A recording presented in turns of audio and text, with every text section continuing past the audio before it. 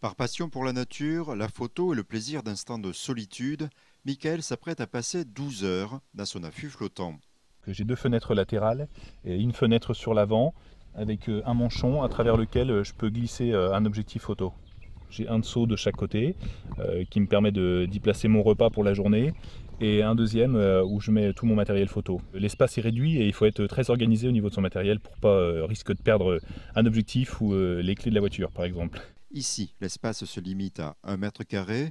Cette technique de l'affût flottant permet d'obtenir des clichés exceptionnels et originaux. Toute une compagnie de sangliers avec les petits marcassins derrière et tout qui nagent à 3 mètres de l'affût, ça laisse des souvenirs inoubliables. C'est sûr qu'avec une grande focale, j'aurais peut-être pu prendre quelques photos du bord, mais là je vais pouvoir approcher au plus près et puis ça donne des perspectives aussi différentes. Je peux me placer sous les arbres. Au bout d'un certain temps, j'ai même des oiseaux qui viennent se poser sur l'affût. Le martin pêcheur notamment vient facilement sur l'affût. Rester immobile dans une eau à 12 degrés, être vigilant au sens du vent, se camoufler, Michael connaît les parades pour approcher au plus près chacune des espèces. Bon, là on entend au premier plan évidemment des amphibiens, donc les grenouilles vertes.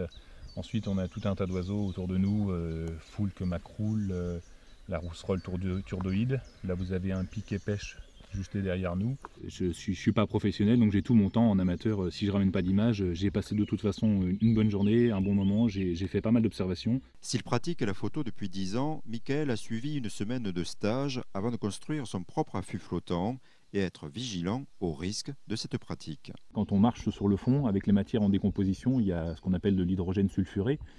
Ça sent pas très bon et c'est un gaz qui est quand même pas très très bon à forte concentration. Donc il est important d'avoir un affût qui est quand même relativement aéré pour éviter l'accumulation du gaz à l'intérieur. Il faut quand même avoir pied, hein, c'est pas un hors-bord, hein. Il faut savoir quand même que je marche sur le fond. Si les oiseaux qui sont sur le plan d'eau vous voient rentrer à l'intérieur de l'affût, ils ont repéré votre présence et ça va être beaucoup plus difficile de les approcher. Donc l'idéal c'est de rentrer avant le lever du jour. À l'intérieur même de mon affût, j'ai déjà des espèces qui entrent. Donc, il y a des moustiques, il y a parfois des couleuvres. Donc c'est parfois un milieu un petit peu hostile, on va dire. Hostile et plein de grâce aux yeux de Michael, qui pour ses 40 ans a choisi de consacrer une semaine de vacances à photographier la nature auboise.